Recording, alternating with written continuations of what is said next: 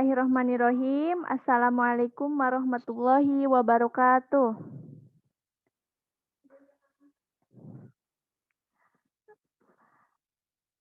Pak peserta bisa membuka audionya ya.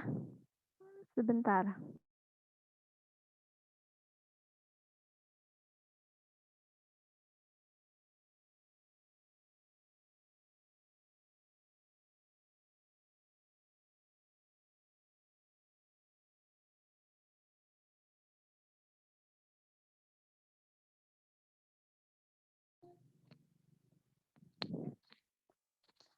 Mohon maaf, tadi ada gangguan dulu sedikit.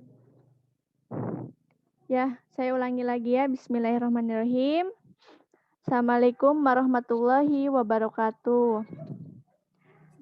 Waalaikumsalam warahmatullahi wabarakatuh.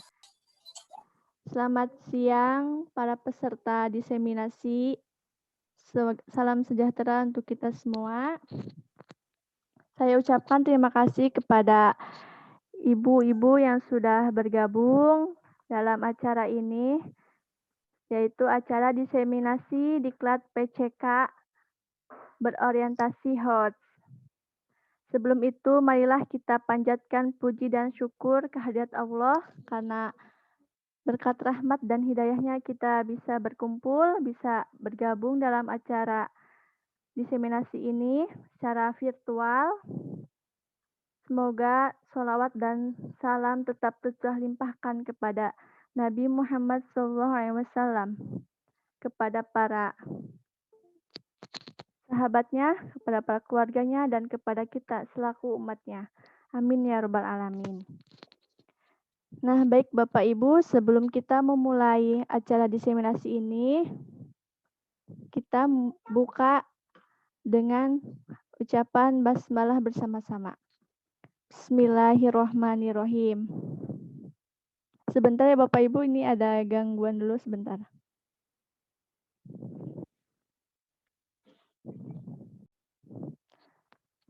Nah, baik. Di sini saya akan segera share screen ya. Materi yang akan saya sampaikan.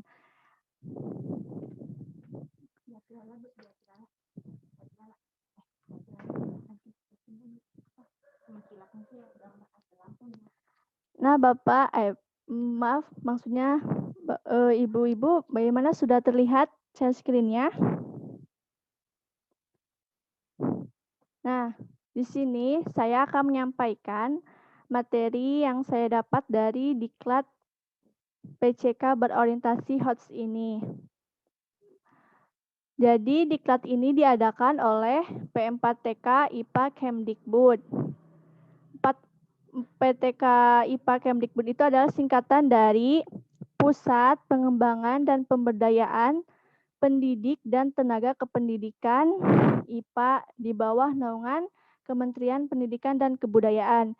Jadi kan di bawah Kemdikbud itu ada Dirjen ya, Dirjen Dikdas, Dirjen Menengah, dan di bawahnya Dikdas tuh salah satunya adalah 4 PTK. Nah, 4 PTK itu lebih khusus lagi ya, jadi kan per mata pelajaran. Salah satunya itu IPA. Nah, 4 PTK IPA ini sudah mengadakan program Didamba. Ini udah berjalan ya sampai angkatan 5. Saya termasuknya angkatan 5. Waktu bulan Januari atau Desember kalau tidak salah, itu ada membuka angkatan 4. Tapi karena saya waktu itu terkendala oleh lupa dengan username dan password, akhirnya tidak bisa mendaftar. Nah, program Didamba ini itu bisa diikuti oleh semua guru SD, guru IPA SMP, sampai SMA atau sederajat. Seperti itu. Jadi saya sedikit memperkenalkan ya Bapak Ibu-ibu tentang Didamba dan 4 PTK IPA ini. Next, sebentar. Ini kok nggak jalan ya? Sebentar ya. Halah. Mohon maaf. Loading. Nah, ini dia. Ini adalah brosur, maaf kelebihan. Ini agak lama ya, mohon maaf. Nah, ini adalah brosur atau flyer di Damba angkatan 5 yang saya ikuti ini. Jadi kalau saya lihat tuh ya, angkatan 5 itu ternyata peserta yang mendaftarnya lebih membludak atau lebih banyak dari sebelumnya. Kan di sini dibuka dari tanggal 15 sampai tanggal 13 sampai 15 Februari. Ternyata baru tanggal 14 saja itu sudah penuh kelasnya. Dan itu pun dipilih lagi. Jadi Bapak, Ibu-ibu bisa mendaftar ya, bisa mengikuti program di Damba ini. Karena syaratnya mudah gitu ya. Tidak harus terdaftar di Dapodik atau harus mempunyai NPTK dulu. Asal syaratnya itu belum pernah mengikuti di Damba ini dan membuat akun di Damba di teman IPA.4p4tkipa.net. Nah, selanjutnya saya akan masuk ke materi ya. Sebenarnya saya juga baru dengar ya, apa itu sih PCK? Saya kira itu adalah singkatan dari bahasa Indonesia.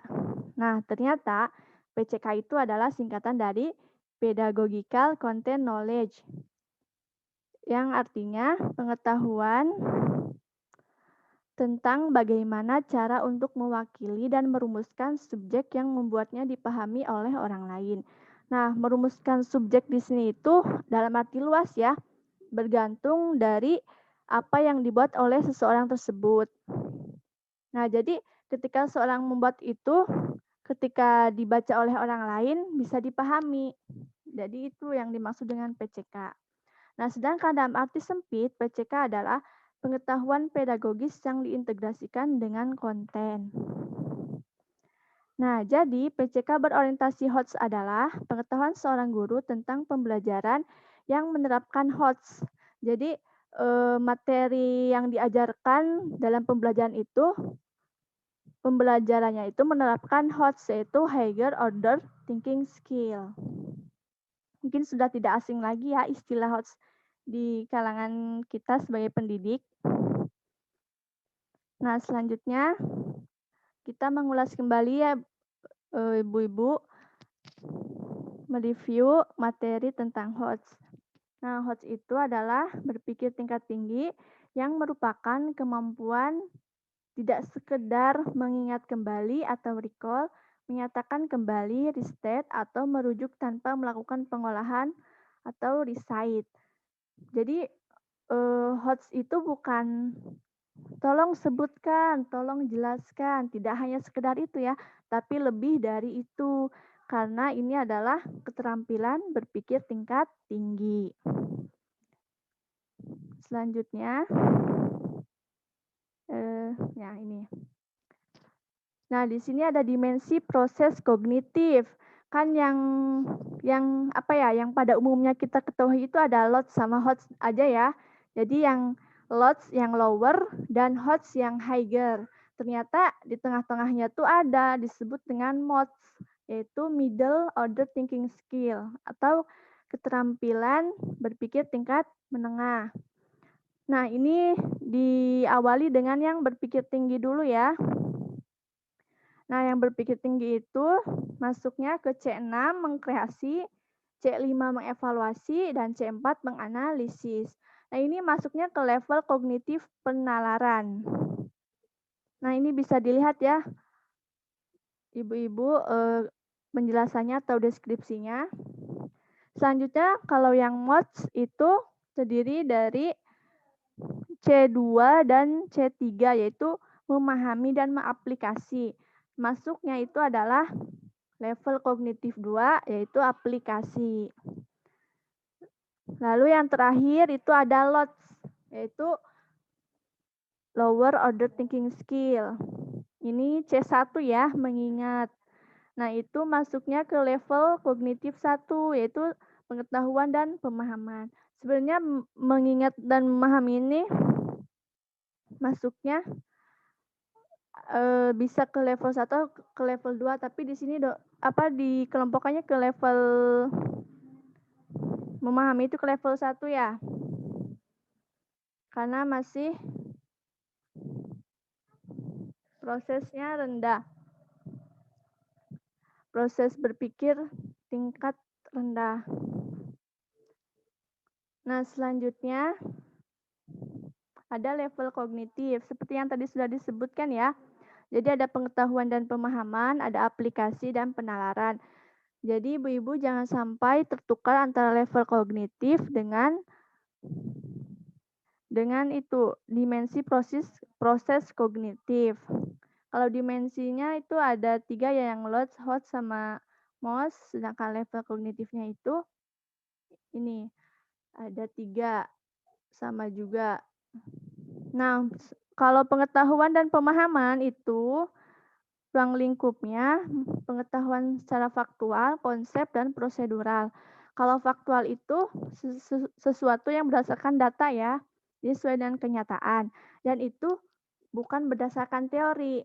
Beda lagi dengan konsep. Kalau konsep sesuai dengan teori atau sesuai dengan ilmiah. Sedangkan prosedural itu berhubungan dengan sesuatu yang mempunyai langkah-langkah atau tahap-tahap. Selanjutnya ada aplikasi, level kognitif aplikasi, yaitu menggunakan pengetahuan faktual, konsep, dan prosedural tertentu pada konsep lain dalam mapel yang sama atau mapel lainnya. Lalu yang kedua, menggunakan pengetahuan faktual, konsep, dan prosedural tertentu untuk menyelesaikan masalah kontekstual. Jadi di level kedua ini sudah mulai ya diberi masalah. Nah, masalahnya itu yang kontekstual, yang berhubungan dengan kehidupan nyata. Selanjutnya itu level yang paling tinggi yaitu penalaran. Namanya juga bernalar ya, berarti di sana ada proses berpikir tingkat tinggi. Nah, menggunakan penalaran dan logika untuk mengambil keputusan, evaluasi, memprediksi dan merefleksi, dan menyusun strategi baru untuk memecahkan masalah. Ini sumbernya dari Puspendik ya. Selanjutnya, nah di sini ada karakteristik soal HOTS. Yang pertama, mengukur kemampuan berpikir tingkat tinggi. Yang kedua, berbasis permasalahan kontekstual, ya, seperti yang ada di lingkungan sekitar ya. Memiliki stimulus dan berfungsi dengan baik. Jadi ciri dari soal HOTS itu biasanya mempunyai stimulus. Stimulusnya itu bisa berupa gambar atau sebuah cerita. Lalu yang terakhir tidak familiar atau tidak rutin atau tidak biasa. Ya, jadi biasanya kan namanya juga berpikir tingkat tinggi ya, biasanya kan disuguhkan atau diberikan masalah. Sedangkan masalah itu kan bukan sesuatu yang sering terjadi atau sesuatu yang wajar, makanya disebut tidak familiar atau tidak rutin. Jadi kayak musiman gitu ya. Selanjutnya tentang merumuskan IPK. Nah, jadi ibu-ibu ketika kita akan menerapkan pembelajaran yang HOTS, otomatis itu akan mempengaruhi apa-apa yang berhubungan dengan pembelajaran, baik perencanaannya atau nanti pas pelaksanaannya. Salah satunya itu ketika perencanaan, otomatis IPK-nya juga akan apa ya? Akan mempengaruhi gitu. Jadi IPK yang dibuat pun harus mendukung terjadinya pembelajaran yang HOTS. Nah, IPK di sini bukan IPK indeks prestasi kumulatif ya, tapi singkatan dari indikator pencapaian kompetensi. Nah, menurut standar proses pada Permendiknas nomor 41 tahun 2007, indikator pencapaian kompetensi adalah perilaku yang dapat diukur dan atau diobservasi untuk menunjukkan tercapaian kompetensi dasar tertentu yang menjadi acuan penilaian mata pelajaran. IPK rumuskan dengan menggunakan kata kerja operasional yang dapat diukur. IPK merupakan rumusan kemampuan yang harus dilakukan atau ditampilkan oleh siswa untuk menunjukkan ketercapaian kompetensi dasar KD, sehingga IPK menjadi tolak ukur ketercapaian suatu KD. Nah, jadi ketika merumuskan IPK ini, kita harus menggunakan KKO ya istilahnya, kata kerja operasional. Karena itu untuk mengukur ketercapaiannya. Selanjutnya, nah ini dia. Ada fungsi IPK, ini kurang lebih ada 4 ya. Yang pertama, pedoman dalam pengembangan materi pembelajaran. Jadi sebagai patokan gitu. Agar tidak terlalu kurang atau tidak terlalu luas juga materi yang akan disampaikannya. Jadi disesuaikan lagi dengan IPK yang dikembangkan dari KD yang diambil. Lalu yang kedua, pedoman dalam mendesain kegiatan pembelajaran. Ya, ini untuk menentukan mau menggunakan model apa atau pendekatan apa. Ketiga, pedoman dalam mengembangkan bahan ajar. Itu terkait materinya ya. Bahan ajarnya bisa dari buku, membuat buku LKS atau LKPD. Selanjutnya, yang terakhir, pedoman dalam merancang dan melaksanakan penilaian hasil belajar. Nah, jadi ketika kita membuat soal itu, patokannya adalah IPK. Karena di sana sudah terukur ya apa yang harus dinilainya. Berbeda dengan KD, karena KD itu masih umum. Selanjutnya, bagaimana cara merumuskan IPK dari KD yang terpilih? Nah, ibu-ibu, kan yang kita tahu itu IPK atau indikator, ya udah indikator saja ya. Ternyata sewaktu kemarin saya mengikuti diklat, ada istilah lain atau baru tentang IPK. Ternyata IPK itu ada 3 jenis. Walaupun sebenarnya dalam kehidupan sehari-hari atau kita dalam membuat RPP, sebenarnya kita sudah menerapkan. Hanya saja kita belum tahu bahwa itu tuh istilahnya IPK pendukung atau IPK kunci atau IPK pengayaan. Jadi ini juga hal baru ya buat saya, terutama buat saya, tentang jenis-jenis IPK. Sekali lagi, IPK itu adalah indikator pencapaian kompetensi. Nah, nanti ibu-ibu bisa melihat ya, apa sih perbedaan dari IPK pendukung, IPK kunci, dan IPK pengayaan. Sebenarnya dari katanya, kata atau kalimatnya aja sudah terlihat ya perbedaannya. Nanti biar dilihat lagi contohnya. Next. Nah, ini contohnya ya. Contoh KD yang terpilih. 3.5 yaitu menganalisis hubungan antar komponen ekosistem dan jaring-jaring makanan di lingkungan sekitar. Nah, ini tingkat kompetensi KD, dimensi pengetahuan. Nah, ini dimensi pengetahuannya itu termasuk konseptual ya, bukan faktual. Karena ini sudah masuk ke konsep tentang hubungan antar komponen ekosistem. Biasanya kalau yang masih faktual itu ditemuinya banyak di kelas rendah ya, di kelas 1, kelas 2 itu masih ditemukan yang masih faktual. Nah, maju ke kelas tinggi itu sudah banyak konseptual. Nah, ini proses berpikirnya. Nah, ini kan diawali dengan menganalisis ya. Nah, menganalisis itu adalah C4. Kita menggunakannya taksonomi Bloom yang sudah direvisi ya Ibu-ibu. Kan taksonomi Bloom yang dulu kan masih ada sintetisnya dan yang paling tinggi itu adalah mengevaluasi. Sedangkan yang sekarang itu yang paling tinggi itu adalah atau yang C6 itu mengkreasi. Selanjutnya, nah ini. Nah, ya, tadi yang sudah KD yang terpilih itu kita dijabarkan lagi ininya. Proses berpikir dan dimensi pengetahuannya. Jadi dalam agar kita sampai ke tahap menganalisis itu kan tidak langsung menganalisis ya, tapi diawali dengan yang sederhana terlebih dahulu. Dalam hal ini itu C1-nya adalah mengidentifikasi. Itu masuknya konseptual. Lalu yang kedua menjelaskan. Ini masuknya sudah ke C2 ya. Karena memahami. Mengidentifikasi C1, menjelaskan C2, masuknya prosedural. Kenapa prosedural bukan konseptual? Padahal materinya konseptual. Karena di sini ada proses menjelaskan. Jadi kan menjelaskan otomatis berhubungan dengan langkah-langkah ya atau cara-cara. Seperti itu maksudnya. Lalu yang ketiga mengelompokkan C3 dan dimensinya prosedural. Yang keempat mengklasifikasi. Ini sebenarnya sama ya, mengelompokkan dan mengklasifikasi, hanya beda istilah saja. Sama C3 dan ini masuknya prosedural. Lalu yang terakhir yaitu sampai ke ke KD yang akan dicapai, yaitu menganalisis C4 itu prosedural. Next. Nah, ini dia IPK pendukung. Jadi IPK pendukung juga sebagai jabaran dari ini ya, proses berpikir dan dimensi pengetahuan yang sudah ditentukan sebelumnya.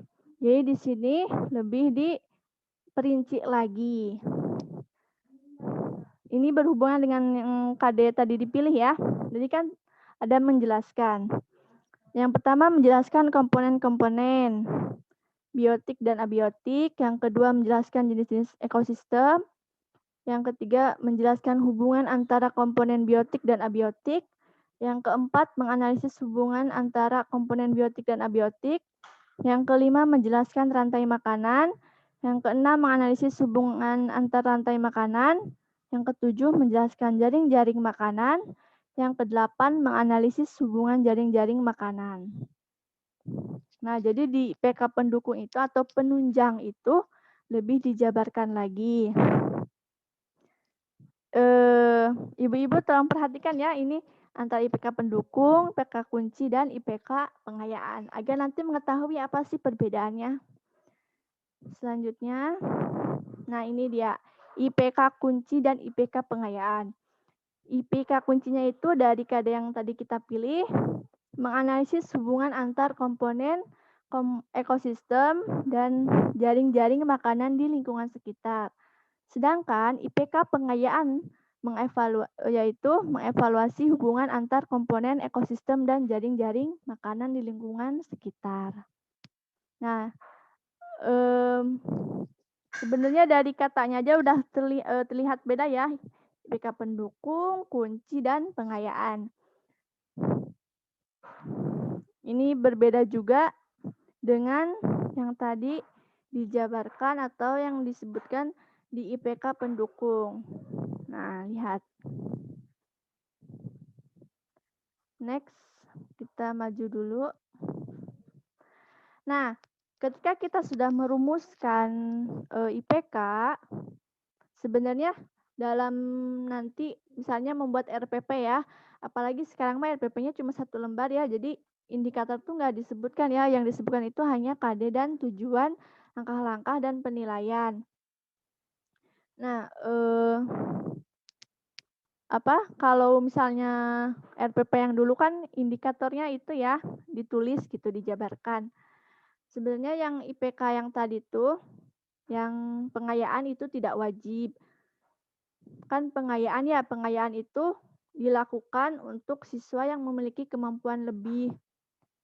Jadi tidak wajib diadakan. Tapi kalau diadakan pun itu akan lebih bagus.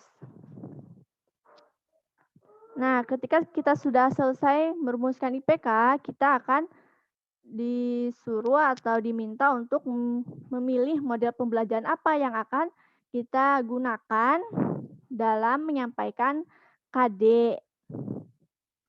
Bukan dalam menyampaikan KD ya, maksudnya dalam menyampaikan materi sesuai KD yang kita pilih. Nah, di sini ada beberapa model yang bisa kita pilih.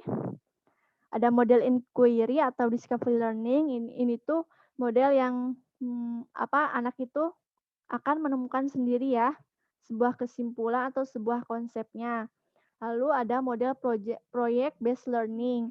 Nah, model project based learning itu model yang dibutuhkan waktu yang cukup lama untuk menerapkan dalam pembelajarannya.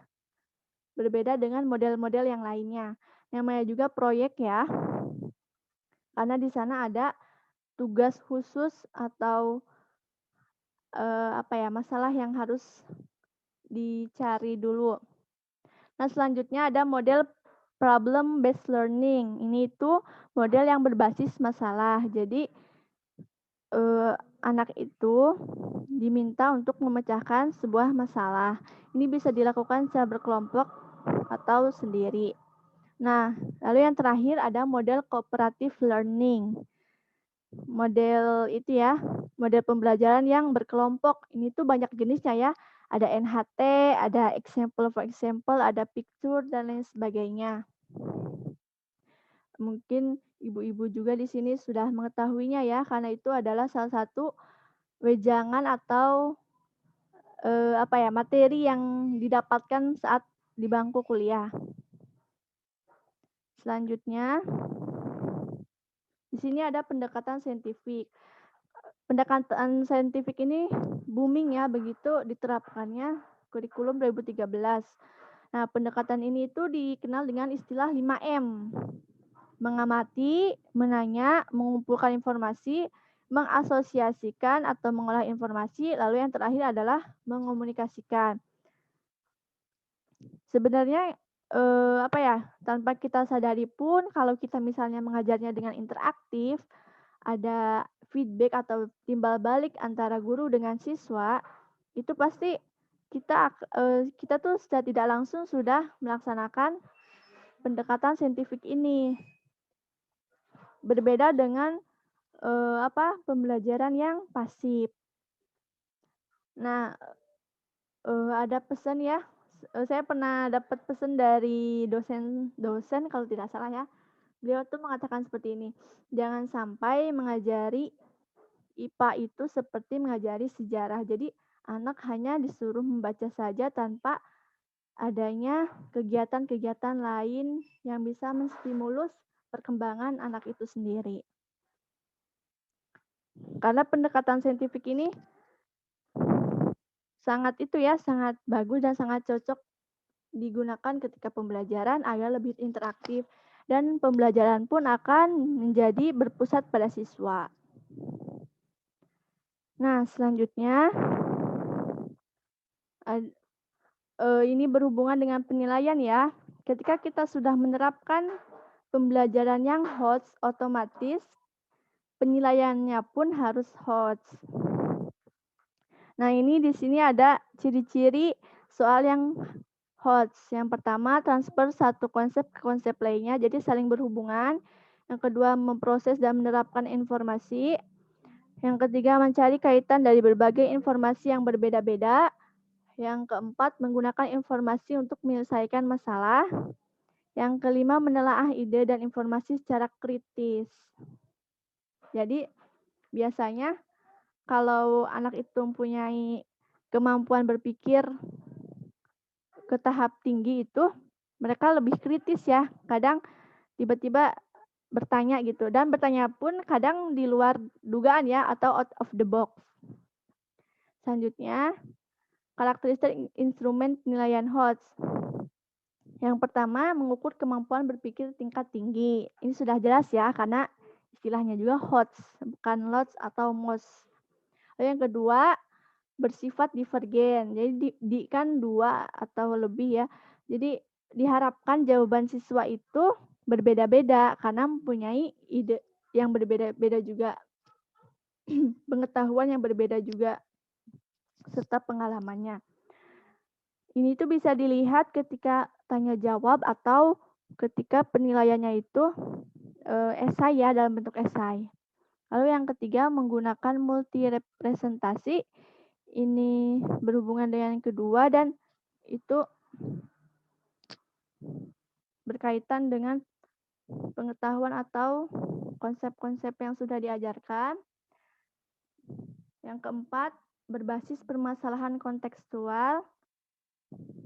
Karena ini IPA, otomatis tidak akan terlepas dengan kehidupan nyata ya, atau kehidupan sehari-hari. Dan yang terakhir, menggunakan bentuk soal yang beragam. Ini tidak hanya KD ya, PG maksudnya, pilihan ganda. Pilihan ganda pun kan banyak jenisnya ya, ada pilihan ganda biasa yang ABCD, atau pilihan ganda benar salah, menjodohkan. Lalu ada esai juga, esai bisa isian singkat atau paragraf.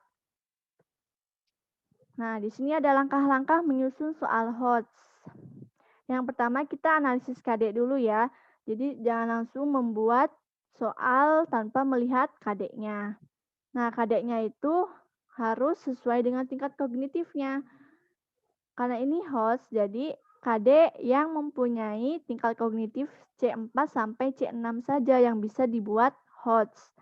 Lalu yang kedua, menyusun kisi-kisi soal. Misalnya kisi-kisinya itu materi apa dan materi apa dan itu dalam bentuk kognitif yang mana. Otomatis kalau kognitifnya masih sama ya seperti yang tadi, C4 sampai C6. Nah, di sini itu merumuskan indikator soal, menentukan nomor soal, menentukan level kognitif, dan menentukan bentuk soal yang akan digunakan. Jadi mempunyai formatnya ya. Lalu yang ketiga, memilih stimulus yang tepat dan kontekstual. Nah, seperti gambar atau cerita, tapi lebih menarik lagi itu disuguhkan oleh gambar ya. Tapi tidak apa-apa juga kalau misalkan lewat cerita, karena itu juga merupakan salah satu itu ya, proses untuk melatih literasi anak. Lalu yang keempat, menulis butir pertanyaan sesuai dengan kisi-kisi soal. Jadi kita membuat soalnya berpatokan pada kisi-kisi yang sudah kita buat. Lalu yang terakhir, jangan lupa ya, ketika kita sudah membuat soal, kita harus membuat pedoman penskoran atau rubrik penilaian, kunci jawaban. Kalau PG kan gampang ya, jadi kalau benar ya 1, kalau salah ya 0. Berbeda dengan esai, apalagi kalau esainya itu dalam bentuk HOTS, otomatis nilainya pun beda. Berbeda dengan yang LOTS ya. Pasti yang LOTS biasanya ya kalau benar 1, kalau salah juga 0, hampir sama dengan yang PG. Sedangkan yang HOTS biasanya berbeda, jadi sedikit lebih besar nilainya. 2 ke atas ya, itu disesuaikan lagi. Nah, otomatis kan akan berbeda. Misalnya kalau anak menjawab lengkap atau sama seperti pedoman yang kita buat, itu jawabannya 3. Misalnya kurang lengkap, 2. Misalnya hanya sedikit yang disampaikannya 1. Misalkan jawabannya salah, berarti 0. Seperti itu. Jadi adanya pedoman penskoran ini juga bisa membuat atau memudahkan guru lain untuk menilai ya, barangkali misalnya ditugaskan untuk membuat soal, atau misalnya ada guru yang berhalangan hadir, jadi oleh kita dibantu seperti itu. Nah, itulah gunanya pedoman penskoran agar tidak salah dalam menilai. Selanjutnya, ini sebenarnya materinya sudah mau beres ya, Ibu-ibu. Nanti kita akan sesi sharing diskusi aja ya, biar lebih interaktif. Nah, kan tadi kita sudah membicarakan pembelajaran yang HOTS atau yang LOT. Bukan yang LOTS ya.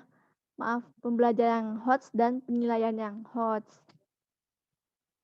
Nah, sebenarnya apa sih? Untuk apa sih itu pembelajaran dan penilaian yang berbasis HOTS itu gunanya untuk apa?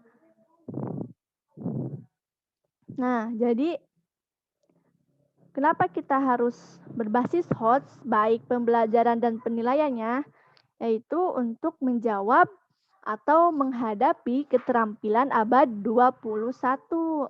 atau abad 21 ya. Nah, ini berkaitan dengan 4C. Ini semuanya istilah bahasa Inggris ya. Yang pertama itu ada komunikasi. Jadi diharapkan dengan pembelajaran yang HOTS ataupun yang penilaian HOTS itu anak mampu atau bisa berkomunikasi. Karena itu salah satu itu ya, cara kita agar kita bisa berhubungan dengan lingkungan, baik dengan manusia atau dengan yang apa ya, dengan perangkat elektronik, melalui perangkat elektronik. Jadi ketika ada HOTS kan di pembelajaran anak jadi aktif, bertanya, menjawab, setidaknya itu kan meningkatkan rasa percaya diri, meningkatkan kosakata anak. Lalu yang kedua, adanya kolaborasi. Nah, kolaborasi ini ketika misalnya berkelompok, ada pendapat A, pendapat B, dan pendapat C. Nah, kalau ada anak yang nggak mau apa ya, nggak mau dikelompokin, berarti itu ada masalah ya. Harusnya siap ya, berkelompok atau tidak harus siap, karena harus bisa berkolaborasi. Nah, kolaborasi ini tuh bisa untuk mencari solusi atau pendapat mana yang lebih baik atau yang untuk saling melengkapi. Nah, lalu yang ketiga ada critical thinking atau berpikir kritis. Nah, ini berhubungan juga dengan HOTS-nya nih.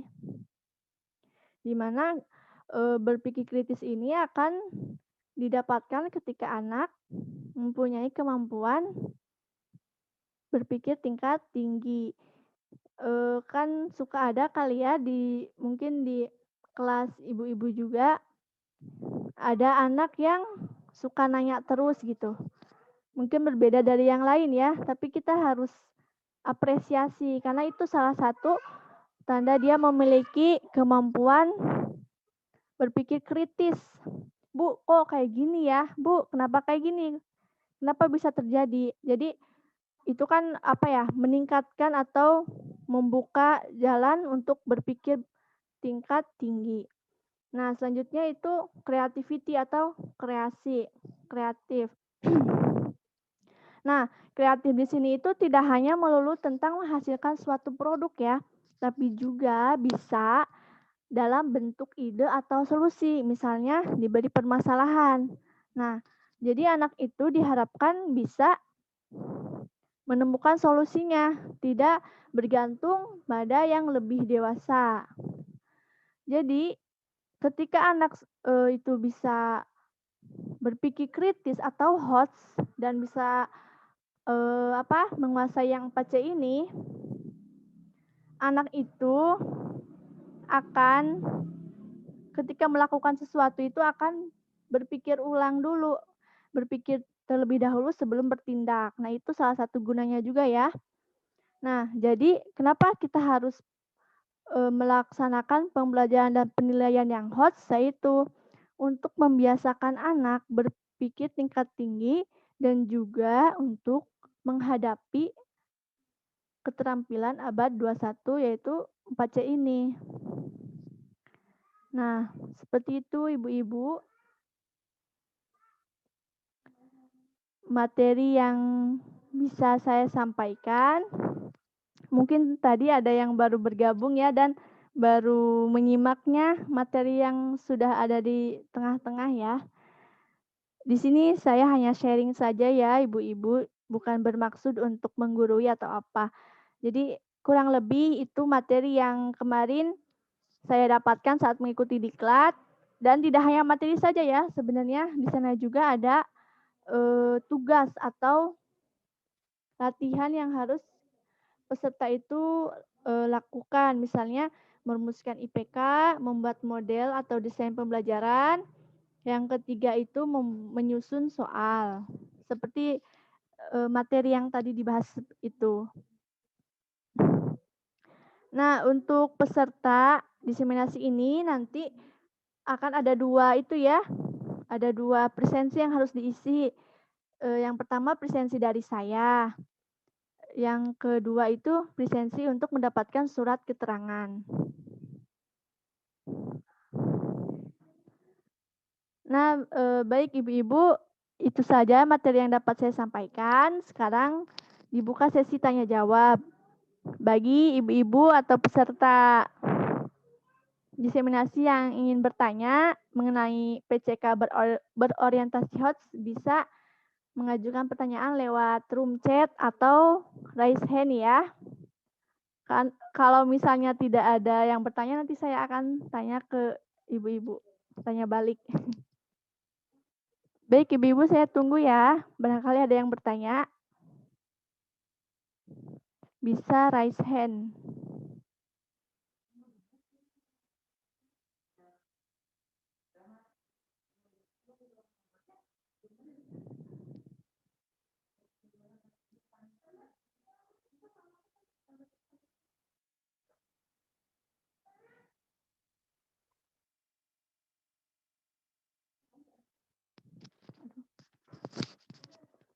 Sebentar lagi saya akan itu ya mengirim surat form yang harus diisi oleh peserta.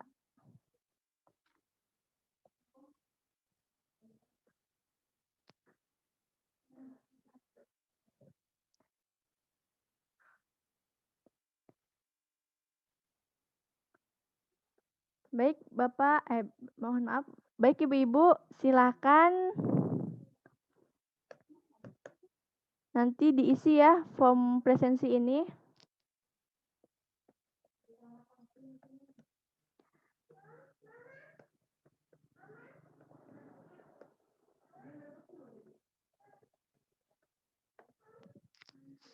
Nah, saya sudah share ya ke room chat.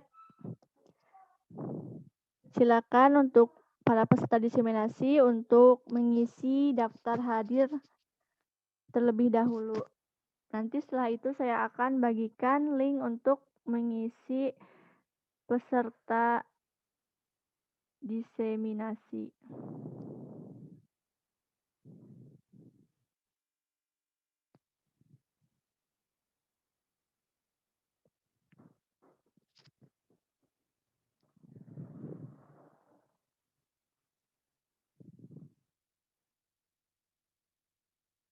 Sebentar saya cari dulu ya linknya.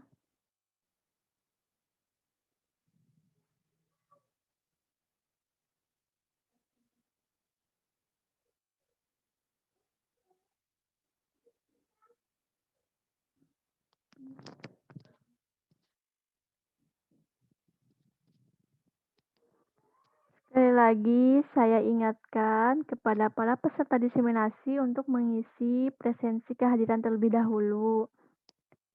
Selanjutnya nanti untuk mengisi form peserta diseminasi untuk mendapatkan surat keterangan dari P4TK IPA Kemdikbud.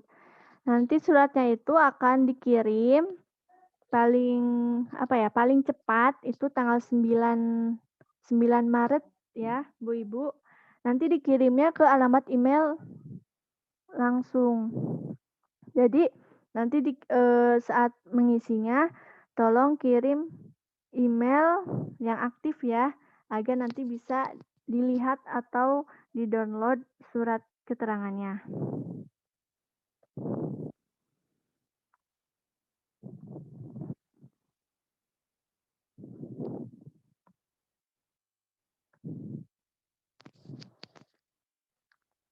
Nah, sambil menunggu, saya mau mengecek dulu ya, siapa saja yang sudah mengisi presensi untuk diseminasi kali ini.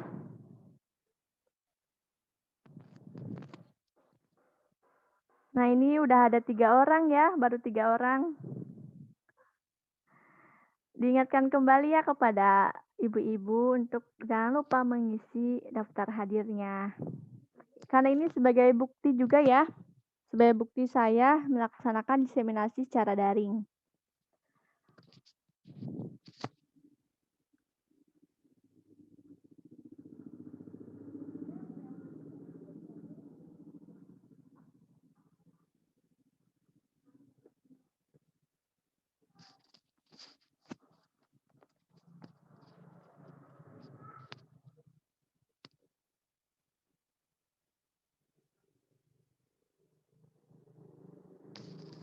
Bagaimana ibu-ibu, apakah ada yang ingin ditanyakan? Ini di sini semuanya itu ya audionya dinonaktifkan, jadi saya nggak tahu nih jawabannya apa. Saya tadinya mau mengadakan tanya jawab.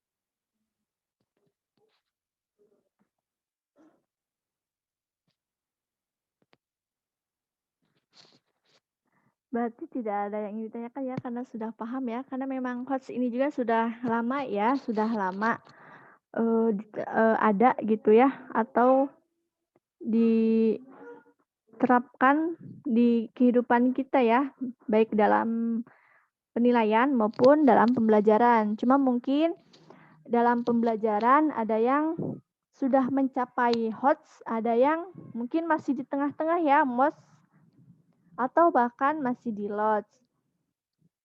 Nah, jadi diharapkan dengan HOTS ini, anak bisa dilatih untuk berpikir tingkat tinggi, sehingga bisa menghadapi keterampilan abad 21.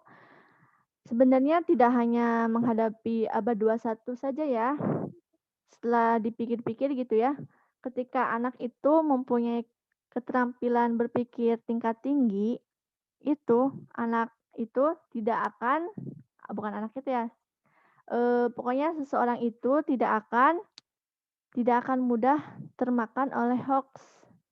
Jadi karena dia sudah mempunyai pikiran yang tinggi gitu, pasti dia akan kritis.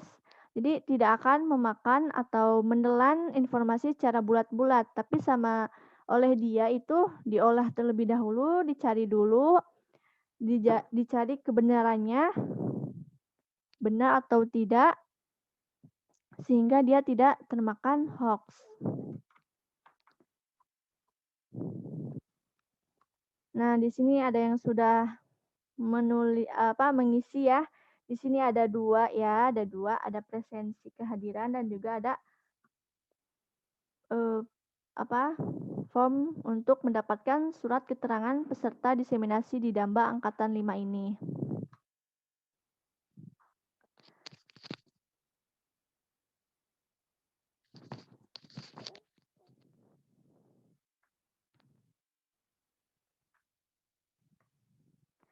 Nah, di sini kepada para peserta, apakah bisa dibuka dulu mic-nya atau audionya, diaktifkan terlebih dahulu.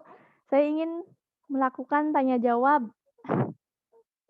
dari materi yang tadi sudah saya sampaikan. Apakah bisa atau di sananya sedang dalam kondisi bising? Ya, baik. Terima kasih kepada Bu Eli yang sudah mengisi presensi, juga mengisi untuk surat keterangan. Nanti ditunggu saja ya untuk surat keterangan karena dikirim langsung oleh 4P4TK IPA. Saya kirim kembali linknya. Barangkali tadi ada yang terlewat atau yang baru tergabung.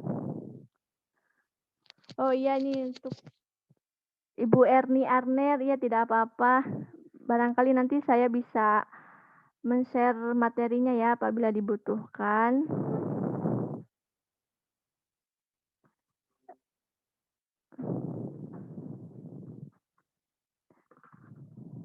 Sebentar ya.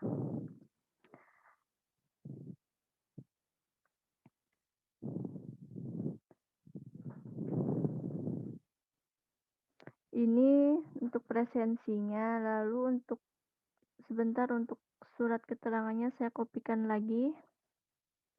Aduh.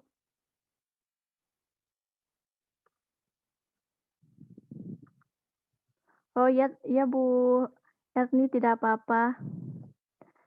Jangan lupa ini saja ya diisi untuk surat keterangan dan juga Surat keterangan dan juga presensinya ya, meskipun tidak apa-apa, telat juga. Ini kenapa ya? Sebentar. Aduh. Nah, diingatkan kembali ibu-ibu, jadi dalam melaksanakan pembelajaran HOTS, dalam pembelajaran HOTS itu, semua KD, kan KD itu tidak semuanya HOTS ya, ada yang LOTS, ada yang MOS, ada yang HOTS. Nah, bagaimana kita mengetahui itu LOTS, MOS, sama HOTS? Itu kan terlihat ya dari kata kerja yang ada di KD tersebut.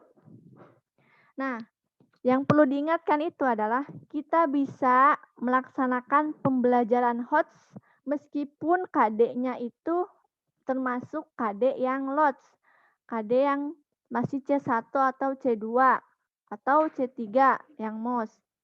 Tetapi dalam pelaksanaan penilaian itu yang dijadikan patokan itu adalah KD-nya.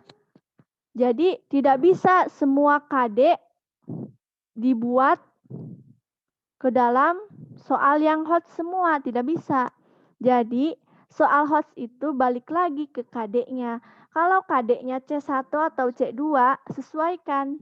C1 ya C1, C2 C2, C3 C3, C4 C4, C5 C5, C6 C6. Jadi seperti itu ya Ibu-Ibu. Pembelajaran apapun itu, KD apapun itu bisa dilaksanakan atau diterapkan HOTS, malah bagus. Lebih bagus menggunakan HOTS, diterapkan HOTS. Tapi untuk penilaian itu balik lagi ya ke KD-nya. Dan untuk yang IPK, IPK penunjang, IPK kunci dan pengayaan, terletak perbedaannya itu di sini. IPK penunjang, namanya juga penunjang ya. Jadi melengkapi atau menjembatani untuk sampai ke IPK kunci. Kan tadi terlihat ya, IPK, bentar, saya mau share screen lagi.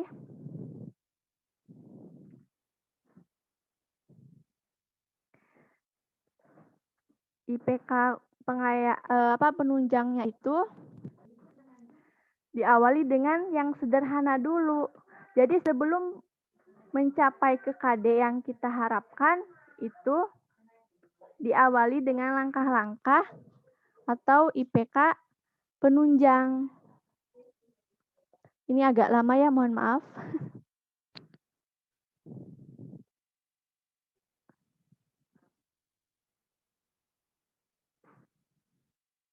Nah, ini mau balik lagi ke 1.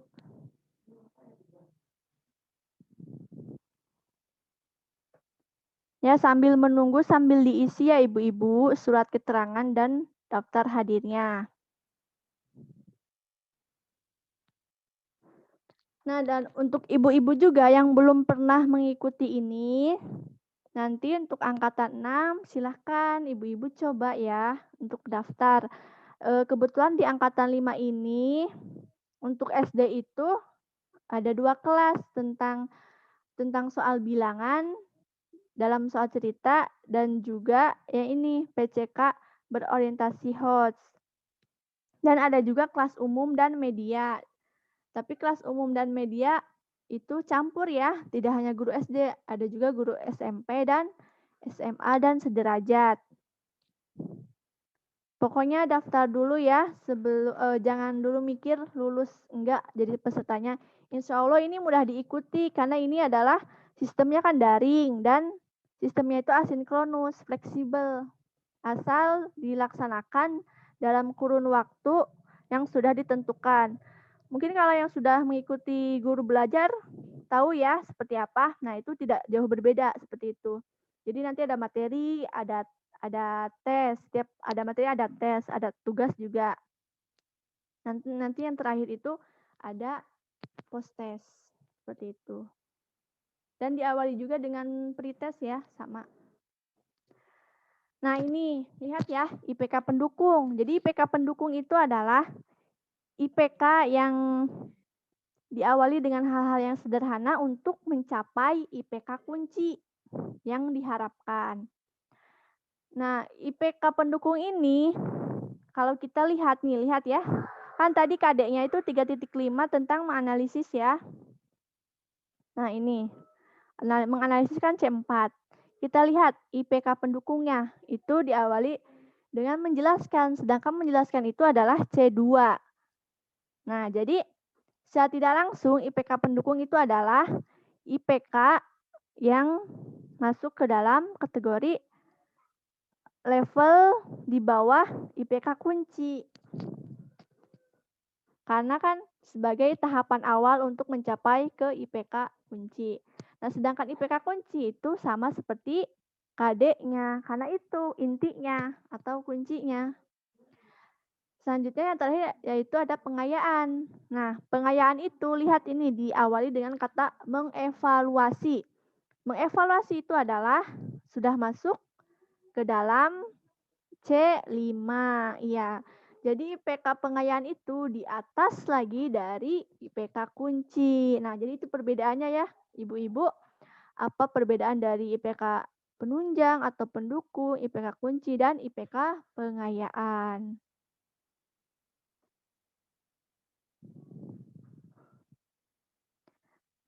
Sebentar saya cek lagi ya, ini daftar hadir sudah sampai mana.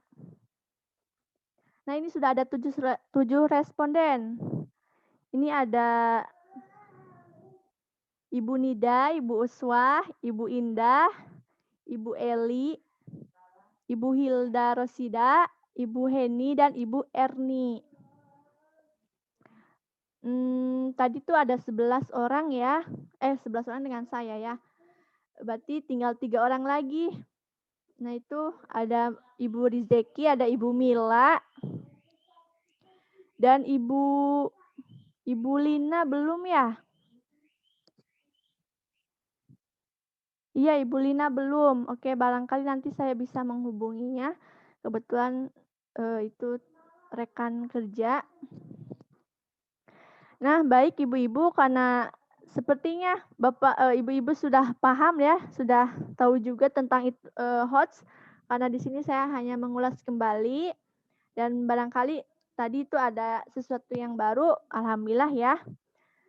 Jadi diharapkan dengan materi ini kita semua sebagai pendidik bisa menerapkan pembelajaran yang HOTS dan juga penilaian yang HOTS. Meskipun mungkin ketika daring ini sepertinya agak susah ya, apalagi ada anak yang terkendala dalam jaringan atau dalam sarana dan prasarana ya. Tapi tidak apa-apa, kita usahakan saja dulu untuk anak-anak yang bisa gitu. Nah, perlu diingatkan kembali bahwa HOTS ini tidak hanya untuk IPA saja, tidak hanya untuk pembelajaran yang eksak atau berhubungan dengan lingkungan. Sebenarnya semua mata pelajaran itu berhubungan dengan kehidupan sehari-hari ya. Jadi HOTS ini juga bisa diterapkan oleh semua mata pelajaran. Bahasa, IPA, IPS, matematika, fisika, biologi, terus bahasa daerah juga bisa. Jadi tidak hanya melulu tentang yang eksak saja. Matematika juga bisa ya. Nah, seperti itu Ibu-ibu. Nah, karena tidak ada yang bertanya dan materi juga sudah disampaikan, saya akhiri saja diseminasi ini. Mari kita tutup dengan bacaan hamdalah bersama-sama. Bismillahirrahmanirrahim. Oh, mohon maaf. Alhamdulillahirrahmanirrahim. Mohon maaf ya. Saya ya, ini kayaknya karena gak ada aku ya, saya jadi konsen. Mohon maaf sebelumnya. Saya ucapkan kembali terima kasih kepada ibu-ibu peserta diseminasi yang sudah bergabung pada Vikon kali ini. Semoga apa yang tadi saya sampaikan itu bermanfaat dan bisa memotivasi kita semuanya. Mohon maaf apabila banyak kekurangan, mohon maaf. Astagfirullah. Kekeliruan dan juga kesalahan dalam menyampaikan diseminasi tadi atau materi tadi. Kurang lebihnya terima kasih dan mohon maaf. Wassalamualaikum warahmatullahi wabarakatuh. Waalaikumsalam warahmatullahi wabarakatuh. Waalaikumsalam warahmatullahi wabarakatuh. Makasih, Teh.